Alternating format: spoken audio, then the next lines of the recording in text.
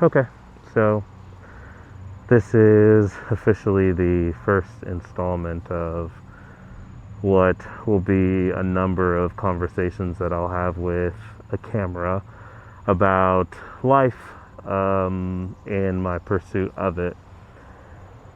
I am currently in a place where I'm recognizing finally the things that I've always known. Some of those things, for example, are the fact that I don't need to learn anything new in order to get what I want. Some of the kind of classic statements around, how life works, like everything that you want is on the other side of discomfort, and the fact that life requires you to work hard and to follow through. Some of those things are kind of coming to bear. I've had a habit over the course of my lifetime of coasting to some degree and just kind of getting by on favor and good luck. That's worked, and it does work for some people. It's worked up until now somewhat. It's worked to the extent that, like, I'm not poor and destitute and without any options, but there's definitely a number of scenarios in life where the cookie could have crumbled in a different direction and I would have walked away with a very different outcome. And it's by no fault of my own that things have worked out so well. Some things have just, have been because of my hard work. Some things have been because of talent, but more importantly here is the conversation about what do I want.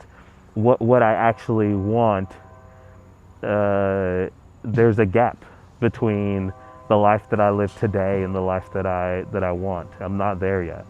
And I should be, I don't love the word should or kind of the weight that comes with it oftentimes, but perhaps I should be more grateful for what I do have, and I am very grateful for the things that I do have. It's a good baseline, but I would be lying if I didn't admit that I am desperately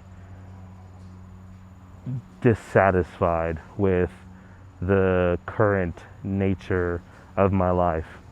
Some of the standout things that really bug the shit out of me are the way that I'm perceived.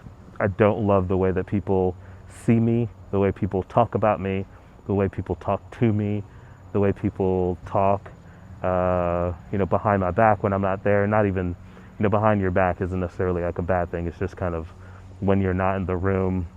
I don't like how I'm known in the world. If I was to die today, I'm not satisfied with the legacy I would leave. And I wouldn't be impressed if it was someone else. I would actually not think very much of it.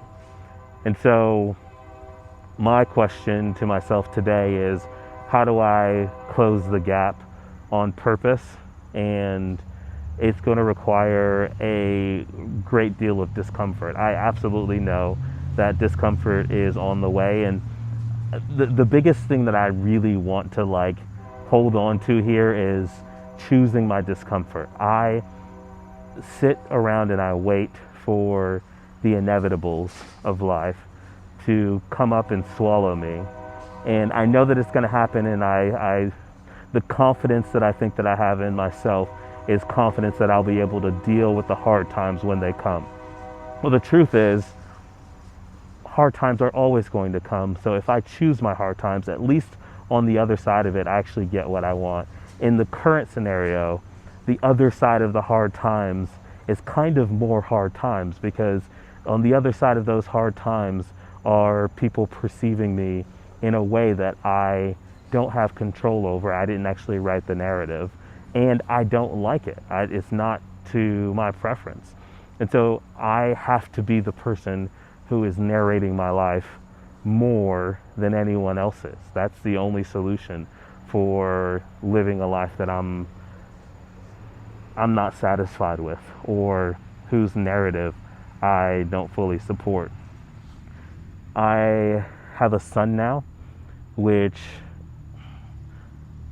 doesn't complicate things as much as it inspires action in kind of the classic way of, hey, I have this person who is expecting certain things of me, and they are going to, at some point in their life, look up to me, even if it's just literally. They're going to look to me for answers, and they'll use me as a reference. Not all parents are good references. In fact, many parents are bad references, and they often become the baseline for what you don't want in your life. I am understanding that I could be that, but I could also be an example of what I absolutely, in principle, maybe not the details, maybe not how and when in the specific ages that he does certain things, but in principle, the manner by which I go about things, I can be the kind of person worth aspiring to and the kind of person worth following. I can operate with a code of ethics and integrity. I can be disciplined. I can be intentional. I can be a good communicator. I can treat people well on purpose. And I think, like, you know, there's maybe a half dozen kind of like things that I think are ethically and required in order to live a good life. Like, the physics of life are such that you cannot live a good life unless you apply these things.